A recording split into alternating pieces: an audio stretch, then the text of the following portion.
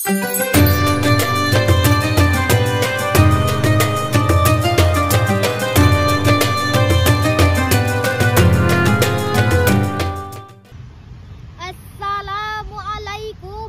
warahmatullah. Jaro 12 atuh jumala. Jaro lon siplah di atuh ule.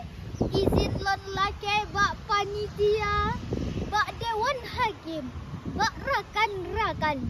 Izin lon tuan syiarkan agama. Assalamualaikum warahmatullahi wabarakatuh. Alhamdulillah, salatan wa salaman ala rasulillah Sayyidina Muhammadin wa ala alihi wa sahbihi wa mawala. Syukur kepada Allah yang telah memberikan nikmat yang banyak kepada kita, mulai nikmat iman, Islam sampai isi alam semesta. Salawat dan salam semoga tercurahkan kepada Nabi besar Muhammad sallallahu alaihi wasallam yang akhlaknya sangat mulia, Dewan Hakim yang mulia, sahabat Dai Puja TV yang berbahagia. Banyak di antara kita yang salah dalam mencontoh siapa idola dan panutannya. Padahal idola dan panutan adalah kompas penunjuk jalan dalam kehidupan kita. Kalau salah dalam memilih panutan, tidak jelas siapa idola kita, maka bersiaplah terinjak onak, tertusuk duri, dan tersesat dalam belantara kehidupan. Oleh karena itu, meneladani akhlak Rasulullah adalah pidato yang akan saya bawakan sekaligus solusi untuk memperbaiki akhlak anak bangsa. Allah berfirman dalam surah Al-Ahzab ayat 21. A'udzu billahi minasyaitonir rajim. Bismillahirrahmanirrahim. Laqad kana lakum fi Rasulillahi uswatun hasanah. Sungguh telah ada pada diri Rasulullah itu suri tauladan yang baik bagimu. Sahabat dai, uswatun hasanah terdapat dalam sifat Nabi yang wajib kita percaya, agung dan mulia. Ada yang tahu berapa sifat Nabi yang wajib kita percaya? Ada 4. Yang pertama sidik, artinya jujur. Yang kedua amanah, artinya dapat dipercaya. Yang ketiga tabligh, artinya menyampaikan. Yang terakhir fatanah, artinya cerdas. Sahabat dai, jujur terbukti dari gelar Al-Amin yang diberikan masyarakat Mekah. Amanah dipercaya Khadijah menitipkan hartanya untuk berdagang sehingga mendapatkan keuntungan yang berlimpah lagi berkah. Tabligh terbukti Nabi tidak pernah berhenti berdakwah walau tidak diberi hadiah umrah.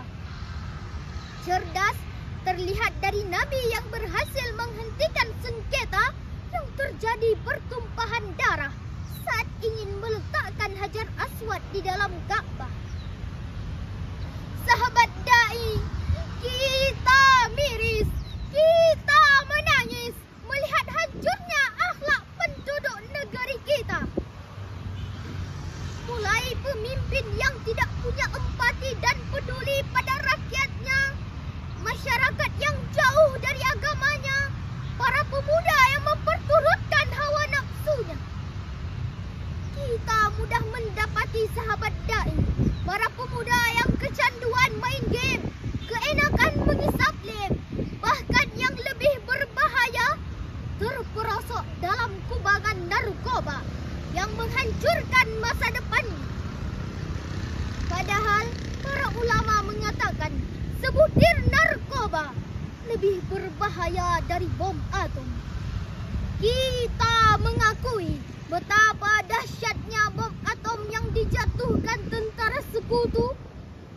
Hiroshima dan Nagasaki, puluhan ribu lebih rakyat Jepang meninggal. Walaupun bom mampu membunuh banyak rakyat Jepang, tapi tak mampu membunuh karakter bangsa Jepang yang disiplin, haus ilmu pengetahuan, dan punya tekad seperti baja. Sehingga dalam waktu yang tidak terlalu lama, mereka bangkit dan berkata, "Kami macan Asia." Namun sebaliknya, narkoba memang tak mampu membunuh secara massal, tapi mampu menghancurkan satu generasi sampai generasi seterusnya.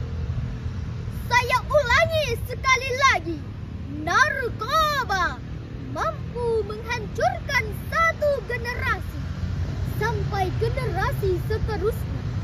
Menakutkan.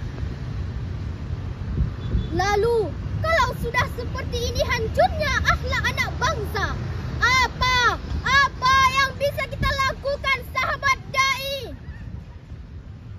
Ada yang tahu? Sahabat dai tahu? Atau penonton Puja TV ada yang tahu? Jawabannya adalah, carilah idola, tapi ingat, bukan yang terkenal di lapangan bola, bukan juga bintang di layar kaca, atau bahkan penyebar hoax yang cuma menginginkan popularitas semata. Namun sebaliknya, sebagai generasi muda Islam, Rasulullah adalah idola dan panutan kita, sebab Rasul manusia pilihan yang diutus untuk menyempurnakan akhlak mulia. Sebagaimana hadisnya,